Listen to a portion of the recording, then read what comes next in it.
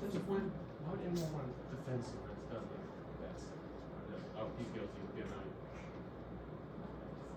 Well, obviously, we listen to the kids after that. The right call to deny whatever it was. Anyways.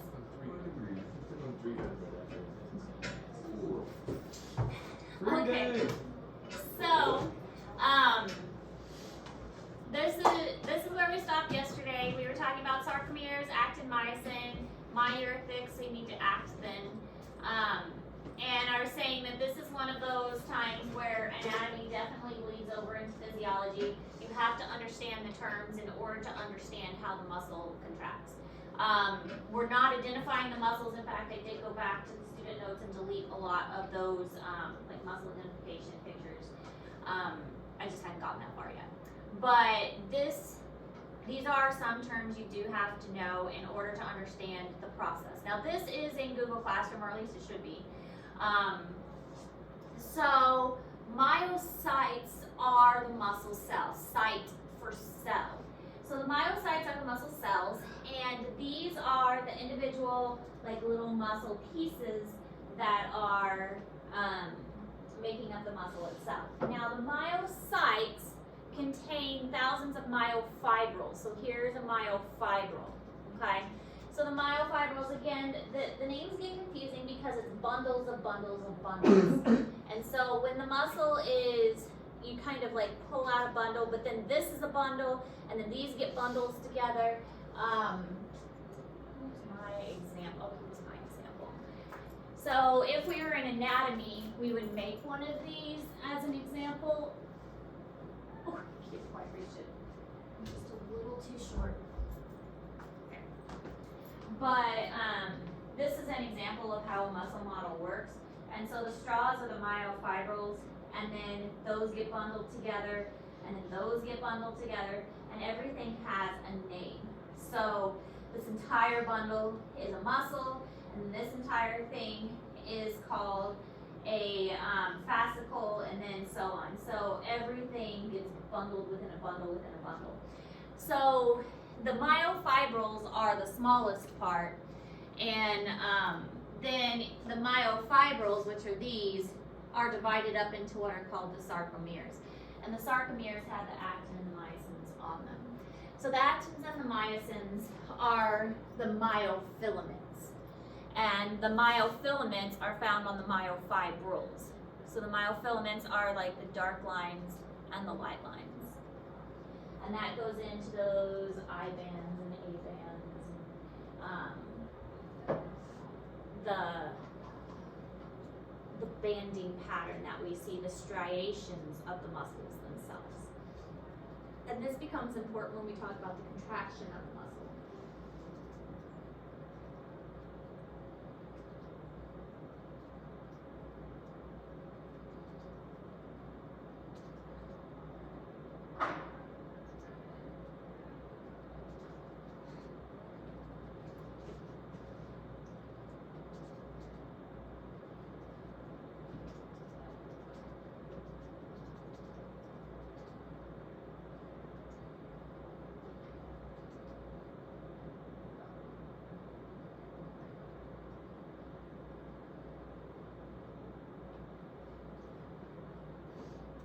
Alright, so this is also in Google Classroom. This is looking at one sarcomere.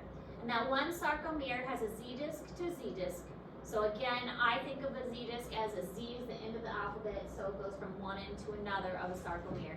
M for the middle, or the M line, and then we have a thick filament, and myo or thick, so the myosin is a thick filament, and the myosin is attached to the M line, so it stays in the middle. Myosin middle, thick line. And then we have the actin, which is thin, and the actin is attached to the Z line. So all of that is within one sarcomere. Here's another kind of visualization of a sarcomere. So this would be in its relaxed state. You can see that the actin and the myosin aren't really overlapping each other very much. That's because it's relaxed. So when the muscle contracts, the actin and the myosin start to overlap each other. And we'll explain that more as we talk about how the contraction actually happens. So when it's relaxed, the the actin and the myosin are kind of not overlapping much. But when it starts to contract, this starts to pull inwards and this side starts to pull inward too. So this is more of a relaxed state. So here we can see how the muscle appears to have this banding striated pattern. So here's the Z line, here's the Z line, or sorry, Z disc. And here's the M line, and here we have the A band here, and we have our dark and our light areas. So the A band is this section here. So here's our A band, where the myosin is. Now the A band is important because when contraction happens, you'll notice that this A band doesn't actually change shape. The other parts of the sarcomere are going to change, but the A band always stays the same.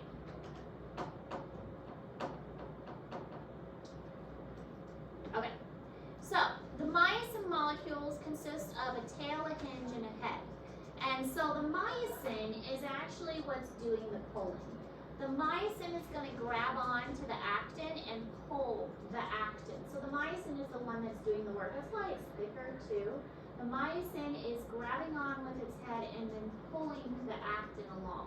So it grabs on to the actin, pulls it, and then kind of releases. It's like a ratchet. Have you guys ever done like a ratchet where you're tightening something down on like a truck and you ratchet it and then you pull back and you ratchet it and it tightens it more and then you pull back and it pulls it back and it's really, really tight? That's what the myosin is doing. It pulls the actin and then it releases and then it goes back and it pulls it some more and then it pulls it tighter, and that's what the myosin is doing. It's a ratcheting effect. And so the myosin molecule is got this tail, this hinge, and a head, and it's attached to the M line, and it stabilizes it, but it's pulling the actin along in kind of a ratcheting effect. And we're going to watch a couple of short videos showing how this process works. Now obviously it's more complicated than that. Explaining it in these very simple terms is very simple, but it is much more complicated than just saying it's like a ratcheting effect.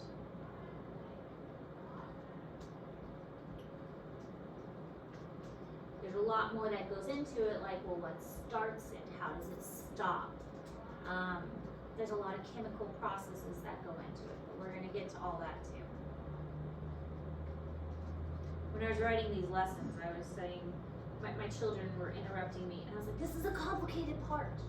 I'm trying to explain it in simple terms, and the children are interrupting me. I was a little freaking out. Just leave me alone, kids. 5 minutes so I can write this.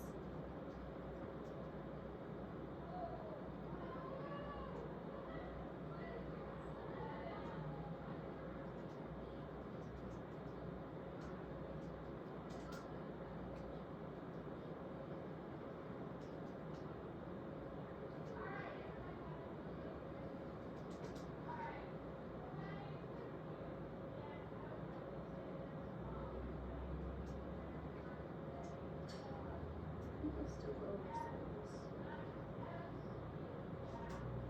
I said, do people still go over the syllables?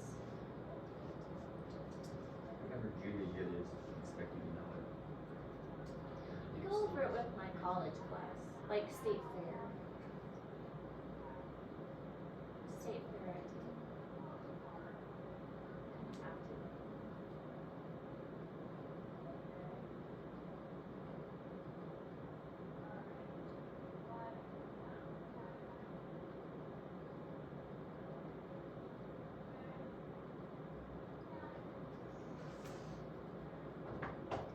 Alright, so here is what the myosin looks like. We've got these myosins, they've got all these little like knobby parts, those are the heads and the hinges, and they're attached to the M line. So they're kind of held steady by this M line. And we've got this myosin tail part and this myosin head. Now you won't have to identify like the actual myosin part. All I want you to know is that this is a myosin, okay? You're not gonna have to identify like the head and the tail and all of that. I just want you to know that this is a myosin. And the myosin does have this head because this is the part that's doing the pulling. The head makes this ratcheting movement. It grabs onto the actin and it pulls it. And then it releases and it grabs on and it pulls. And it makes like a ratcheting motion with the actin. So then we have the thin filaments, which is the actin. So here's our actin molecule, which is much thinner. The actin contains these binding sites for myosin. Now most of the time the binding sites are covered up. So the myosin cannot bind because they're covered up by something called troponin. Troponin is going to cover up the binding sites. So here's our troponin. And it's covering up the binding sites where the myosin would typically bind to them. But when calcium is present, the troponin attaches to something called tropomyosin and it opens up the binding sites. So when calcium becomes available, the binding sites open up. But they will not open up unless calcium is present. So, taking it again. The actin filaments, the thin filaments, are attached to the Z line, or the Z disc. I keep saying Z line, it's Z disc. They're attached to the Z disc. The myosin is attached to the M line. The actin is thin. And they're kind of in like this twisty shape, helical. The actin contains myosin binding sites, and they have what's called a nebulin, which is a internal support attached to the actin. So that's kind of like this center portion. It's kind of like blue here. You can barely see it. This blue. They also have a tropomyosin filament here. So this tropomyosin filament is kind of this green. Okay, so tropomyosin. So troponin is attached to the tropomyosin and has the binding sites. So we can't attach the myosin until we open up those binding sites, and we can't open up those binding sites until calcium comes and opens them up.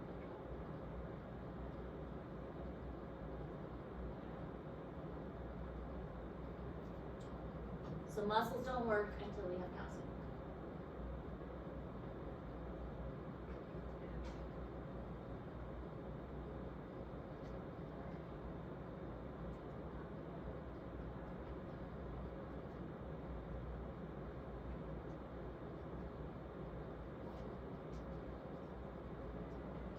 Nebulin is just like an internal portion that helps provide structure for the actin, helps make it stronger. The actin is wrapped around it to be strong.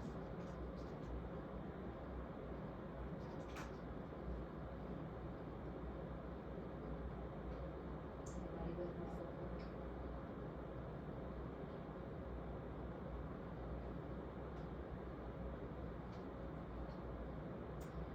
So here we can see it again. This is just a picture in Google Classroom. We've got our Z disc here, and then we've got our actin attached to our Z disc. Okay, our twisty actin. Here's just a closer up of the actin. We've got our tropomyosin here, and our troponin. Okay, troponin. The binding sites are covered. They're covered by the tropomyosin. But the tropomyosin is not going to move until the troponin helps them move, and that's not going to move until we have calcium present. Alright, this is what a Z disc looks like. Pretty cool, huh? Are we gonna need to know that for anatomy? No. All you need to know is the red. Making sure. Like for anatomy. No, you don't need to know that for anatomy or physiology. Good. Yeah. You'll just need to know it's a Z disc. Do you live around me? Next year. Is that your UM class? Is that you teaching at UM? Yeah, anatomy is your but Z disc is it anchors the filament and interacts with the cytoskeleton. Oh, and speaking of, we have our cadaver tour set for February 28th. So February 28th will be the cadaver tour. We will be going with the what? Forensics class. Forensics. Where are we going to? Westminster. Westminster College. So, Yeah, we'll go see dead bodies. my uncle's a professor Really? in the science club. It'll take the whole day. We haven't decided like what time to leave and stuff yet, but February 28th, the tour starts at 11, but it'll take at least an hour to get there. But we'll get there a little early, and then they need to confirm, but we'll eat lunch at their cafeteria, which was really good last time. And then have a tour of campus afterwards. Most of you guys probably have an idea of where you're going to college already, but for some of the other people, it might be a good idea to, and it's a nice campus, and free food. So, but after the tour and after the food, then we'll drive back. And last year we got back like right at my school. Relatively nice. What day is it? Thursday. Thursday. Yeah, they only gave tours like Wednesdays. No, It is. Wednesday. When's this year?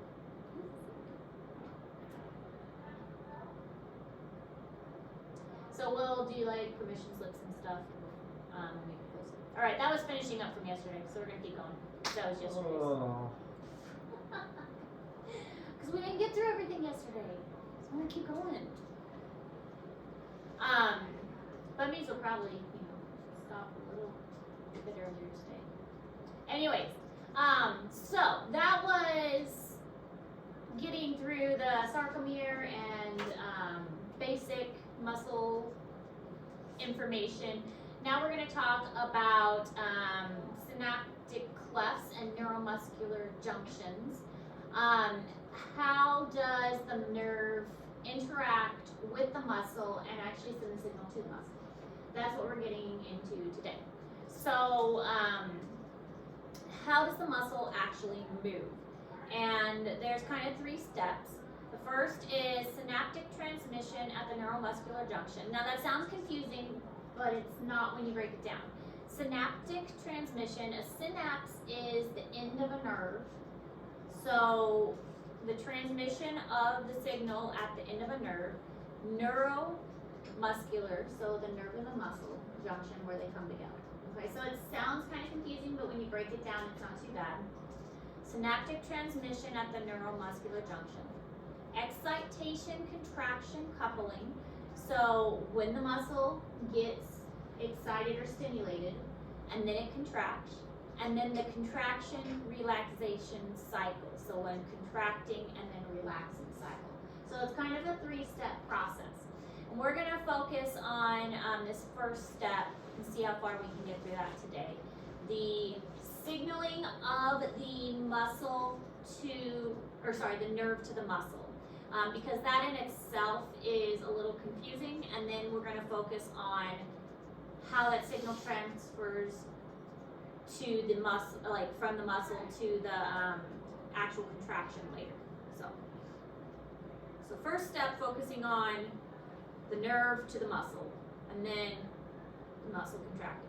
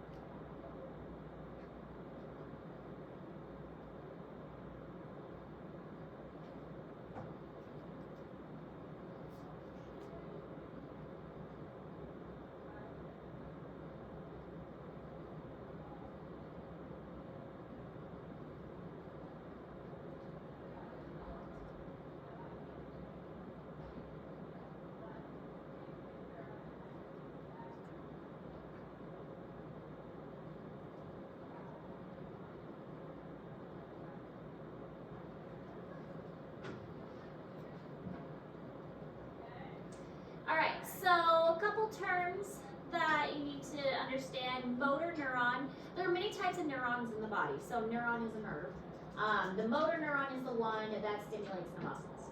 There are other types of nerves that do other types of things, but the motor one is the one that stimulates the skeletal muscles.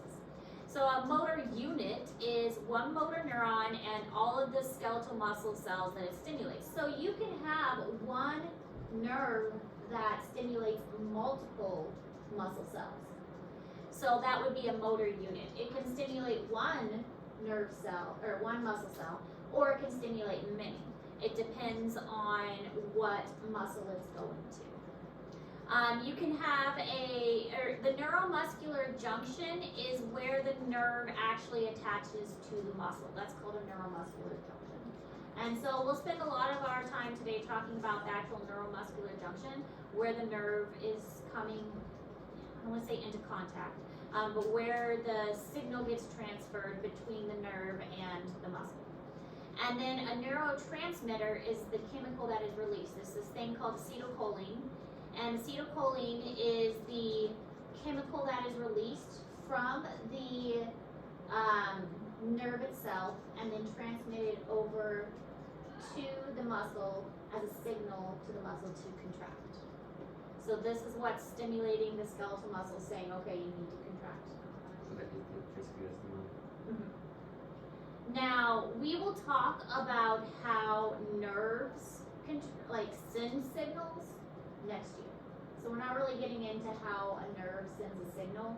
That'll be what we talk about next unit. Right now we're just talking about, just imagine the signal has been sent and now it has reached the end of the nerve and now we're at the end of the nerve. We'll worry about how that signal actually gets sent next unit. Has to do with like positive and negatives.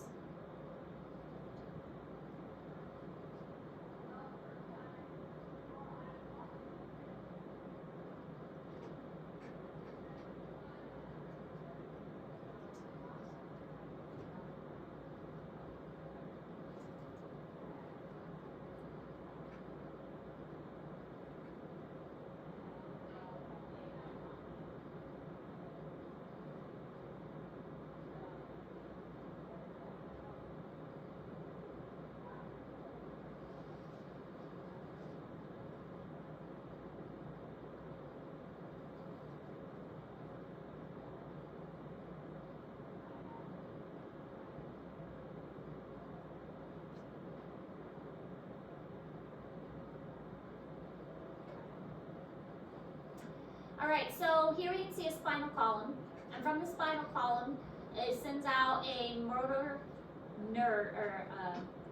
motor unit, and that's going to attach to the muscle, and there are several synapses. Synapse again is the end of a nerve, and that is going to create a neuromuscular junction, the nerve and the muscle where they come together. Now I don't say where they join because we're going to see that the nerve doesn't actually touch the muscle, which is really kind of interesting. I always thought that was fascinating, that the nerve and the muscle don't physically touch. So this is what a nerve looks like. They have what is called the dendrites, which are the smaller pieces. And again, we'll learn about this in our next unit. This is the cell body. The axon is the long part, and then these are the axon terminal is what this is called. And these are the parts that are sending the signal. So the signal comes this way, comes to the nerve cell body, and gets transmitted this way. And so the signal goes like this direction. Now sometimes there is another dendrites here with the nerve cell body, and the signal gets passed on. But sometimes it ends at a nerve cell, which is what's happening here. Or sorry, a muscle cell, which is what's happening here. So here we have a neuromuscular junction. So this is the synapse, but again, what I like to point out is that it doesn't actually touch. So cool. We have what's called a synaptic cleft. It comes super, super, super close, but it doesn't actually touch the muscle. So we have our signal that has passed down the neuron, and then we have our synapse, and we have our muscle, but we have a little tiny gap right here, which is called the synaptic cleft. and the signal gets passed from the outside of the nerve into the synaptic cleft and then to receptors that are on the muscle. And so that's what we see happening here. We have the nerve, and then we have our synapse, and then we have our muscle, and then all of these are the receptors that are the chemical signals, acetylcholine in this case, that are going to be passed on to the muscle over here. So it's a process, remember exocytosis, do you remember us talking about that? Yeah. So it's a vesicle, and then the vesicle has stuff inside of it. The vesicle is like a bubble. And so the chemicals are inside the bubble, and the whole bubble is getting pushed out to release its chemicals to the outside. So it's an exocytosis process. This is what it looks like under a microscope. So we've got our axon here, and this is one axon that's got multiple synapses. So it's sending the signal to multiple motors. So this is a motor unit, and sending the signal to multiple parts of the nerve or the muscle. And so each one of these like little dark circles, this would be a synapse, this would be a synapse, all of these would be neuromuscular junctions. Repeat. Okay, so synaptic cleft. This is the gap between the nerve and the muscle, and it's got interstitial fluid. Interstitial fluid is fluid between the cells. It's not alive. It's got like salts and water and sugars and stuff. And they're very, very, very close. The nerve and the muscle are very close, but they don't actually touch. So they're kind of like floating next to each other, kind of held next to each other by tissue, but still there's that little gap between them.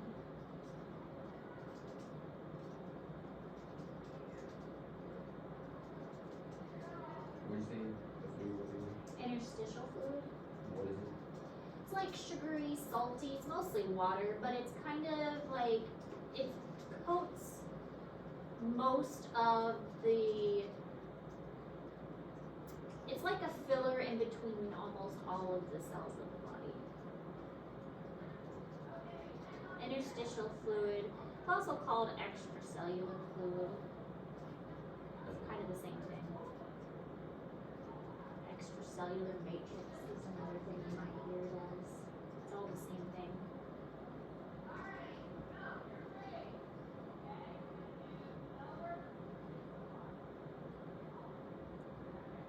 We got Miss Agatha and Mr. Bowman doing the work.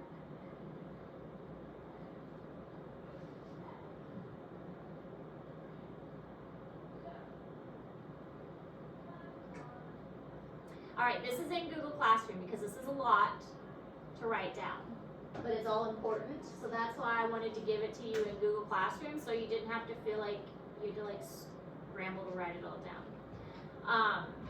But it's a good description of a step-by-step of what's going on. So an action potential. The action potential is basically the signal, okay? The signal that the nerve is sending. It's called the action potential. The action potential is an electrical impulse that travels down the axon. The sciencey word is the action potential, but it's basically the signal. And it goes from down the nerve, from the brain, down the spinal cord, down to the nerve, and eventually is going to end up at what's called the synaptic terminals, the end of the axon. And eventually the action potential is going to have these synaptic vesicles. So these synaptic vesicles are going to contain this acetylcholine we mentioned before, that chemical messenger. And these acetylcholines are going to be in those bubbles, and they're going to be released into that synaptic cleft, that gap. So the acetylcholine is going to be released into that gap between the nerve and the muscle, okay? And that's by exocytosis. So basically those bubbles kind of pop and get released into that gap between the nerve and the muscle. Now on the muscle, there are receptors, and the acetylcholine is going to bind to those receptors. So the acetylcholine binds to the receptors on the muscle, and that tells the muscle, okay, we need to start a contraction.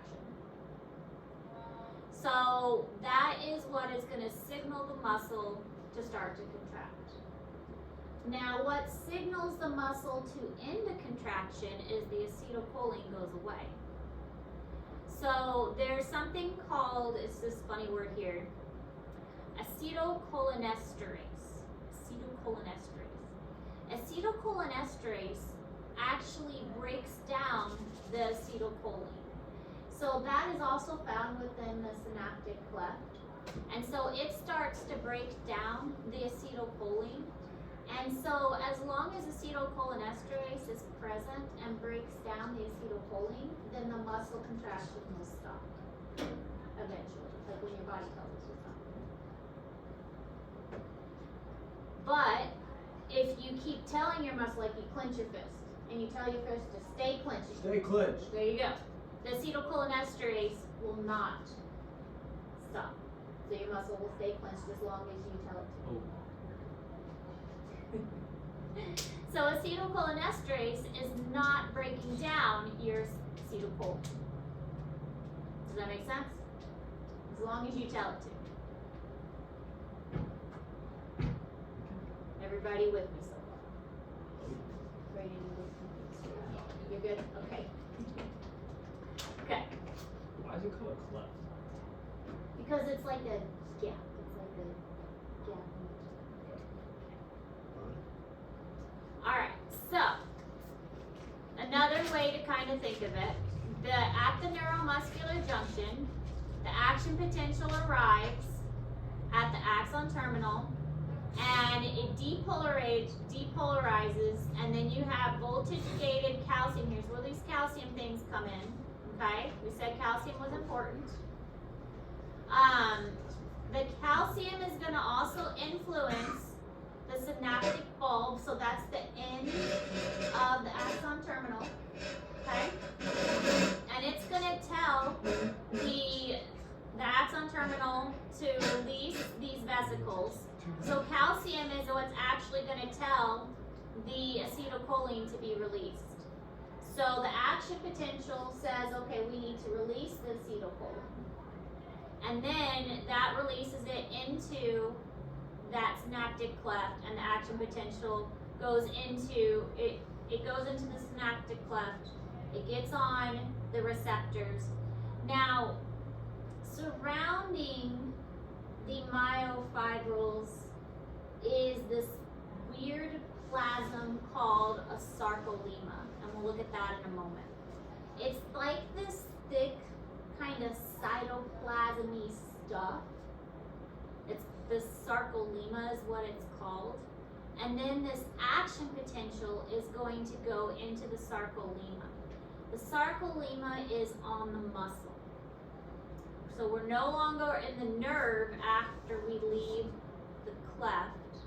We're in what's called the sarcolemma. So the action potential leaves the nerve, goes into the cleft, and then because of the acetylcholine, and then it's going into the muscle by way of the sarcolemma. So we've introduced a new factor called the sarcolemma that's picked up the action potential. Still with me. Instead of doing an assignment, if we decided we just have a replay for the presentation. That's what it'll probably be. For the snow day, if it's an AMI day, if it's a regular snow day, you won't have it. But if it is an AMI day, you would just have a work day to work on. For me. So what is that? We're supposed to get that presentation and then we go there. No, you'd be making a video. Oh, And you're not even presenting. You just make a video for me about this process, and also how a muscle contracts. So you stand in front of the camera and start talking. Well, no, you like She wants to the visualize. video is going to be you have like pieces to act it out. Like you have to have like pieces to show the process. You could like draw it out, or but at some point you would have to have like a creative piece, like maybe like figures to show this is a synaptic bulb or something, or pieces of yarn. But the video is going to be starting at the nerve impulse and traveling all the way through the contraction and talking through the whole process. Alright, so this takes it step by step. Okay. And actually, I put all of these slides in Google Classroom. Because they're not starred, but I liked how these slides did it like step 1, step 2, step 3, step 4. So I put all of these in Google Classroom because I thought these were really good slides. So we have the synaptic cleft, we have the action potential, an electrical pulse travels down the axon of the motor neuron to the end bulb, okay? And then step 2, the action potential causes the synaptic vessels to fuse with end bulb. So here we go, here we have our vesicles. They fuse, here's exocytosis. Acetylcholine's in there, okay? That's acetylcholine. They go into the synaptic cleft. And so they are released into the synaptic cleft, and that's step 2. Step 3, they're binding with the receptors. This is the muscle. They're binding to the receptors on the motor end plate. That's what this is called. So they're binding to the receptors, saying that we need to pass on the signal. And then step 4, that the signal has been passed on, but immediately after it binds, acetylcholinesterase will be present and start breaking them down. Okay, so that's signaling the signal has been passed on. We need to stop the contraction. Okay. So, steps 1 through 4. All right, video showing the process. Maybe if the video must work. In order for a skeletal muscle to contract, your brain sends a signal in the form of an action potential in an upper motor neuron. The upper motor neuron is part of the cerebral cortex, and it activates a lower motor neuron, which is located in the anterior horn of the spinal cord. From here, the action potential is sent through an axon down to its ending branches, called axon terminals, to muscle fibers which they innervate. Now, let's take a closer look at neuromuscular junction. The neuromuscular junction can be divided into 3 main parts. A presynaptic part, which is the membrane of an axon terminal, the postsynaptic part, which is the membrane of a skeletal muscle fiber, and is also called a motor end plate, and an area between the nerve terminal and motor end plate, which is called synaptic cleft. When an action potential spreads over the axon terminal, voltage-gated calcium channels open, resulting in an influx of calcium ions into the axon So terminal. calcium goes in. Inside the axon terminal are synaptic vesicles that contain neurotransmitters called acetylcholine. These calcium ions entering the axon terminal bind to vesicles filled with acetylcholine, and this binding allows the vesicles to fuse with the membrane of the axon terminal. And then acetylcholines are released into the synaptic cleft by exocytosis. The released acetylcholines subsequently binds to nicotinic acetylcholine receptors on the motor end plate. The binding of acetylcholines to receptors triggers the opening of acetylcholine-gated ion channels that allow the influx of sodium ions into the muscle. The principal effect of opening the acetylcholine-gated channels is to allow a large number of sodium ions to pour to the inside of the fiber, carrying with them large numbers of positive charges. The sodium influx changes the postsynaptic membrane potential from negative 90 millivolts to negative 45 millivolts. In turn, this positive potential change inside the muscle fiber membrane initiates an action potential that spreads along the muscle membrane and thus causes muscle contraction. The acetylcholine, once released into the synaptic cleft, continues to activate the acetylcholine receptors as long as the acetylcholine persists in the synaptic cleft. To prevent sustained muscle contraction, acetylcholine is removed from the synaptic cleft in 2 ways. Firstly, most of the acetylcholine is destroyed by the enzyme acetylcholine esterase, which is an enzyme that causes rapid hydrolysis of acetylcholine. And secondly, a small amount of acetylcholine diffuses out of the synaptic cleft and then is no longer available to act on the muscle fiber membrane. With these 2 ways, acetylcholines in the synaptic cleft are removed and muscle contraction ends. So forget to like the the video and idea subscribe to our is YouTube that channel. the sodium can flow in because that's how muscles move. Obviously we haven't talked about action potential, but it's a positive and a negative thing. The more positive something is, the more the charge is going to change, and the more the charge changes, the more a signal changes. So the signal is passed by having a positive influx of an ion. So the sodium changes it from a negative to a positive charge. Does that kind of make sense? The positive charge is the same thing as an electrical current. So it's making an electrical current in the muscle by having a lot of positive sodium ions. So that's what it's doing by opening those channels and allowing the positive sodium to flow in, creating a positive charge and sending a positive electrical signal through the muscle. Does that make sense? And that's basically what's happening in the nerves. It's like a positive versus a negative, switching back and forth and sending that electrical current through the nerves. Okay, this is what it looks like. Synaptic cleft. Here's the acetylcholines, and here is the muscle. And so this is the axon, and this is the cleft right here. So all of these are the vesicles with the acetylcholine. Okay.